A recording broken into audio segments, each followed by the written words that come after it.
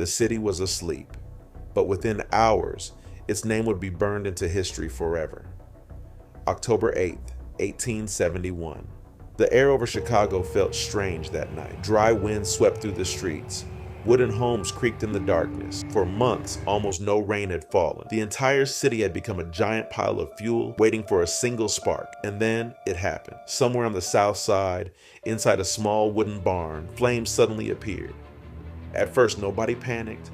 Small fires were common in Chicago, but this fire was different. The wind caught the flames instantly, and within minutes, the fire began moving faster than anyone had ever seen before. One house burned, then another. Then an entire street disappeared into flames. Church bells started ringing across the city. People woke up to the smell of smoke and the sound of screaming outside their windows. Families ran into the streets carrying whatever they could save. Some grabbed money, some grabbed clothes, some only had enough time to grab their children and run. The fire kept growing. Firefighters rushed into the chaos with old water pumps and horse wagons, but the flames were too powerful. The wind turned the fire into a monster. Burning embers flew through the air like deadly rain, igniting rooftops blocks away. Soon, the sky itself turned orange. Horses ran wildly through crowded streets. Buildings exploded into flames one after another, and everywhere people looked, Chicago was burning. One witness later said it looked like hell had opened beneath the city.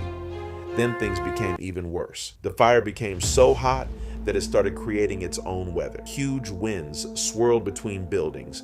Flames twisted through the streets like tornadoes made of fire. People rushed toward the Chicago River, believing the water would stop the flames. But the impossible happened. The fire crossed the river. Panic spread instantly. Now nowhere was safe. Thousands of people ran through smoke-filled streets all night long. Children cried for their parents. Families became separated in the darkness. Some people collapsed from exhaustion before they could escape.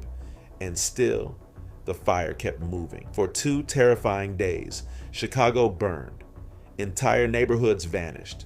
Hotels, churches, businesses, homes, all gone. When the flames finally died, the city was almost unrecognizable. More than 17,000 buildings had been destroyed. 100,000 people were left homeless, and smoke still covered the ruins of the city. But the strangest part of the story remains a mystery even today. Nobody knows exactly how the fire truly started. Some blamed a cow knocking over a lantern.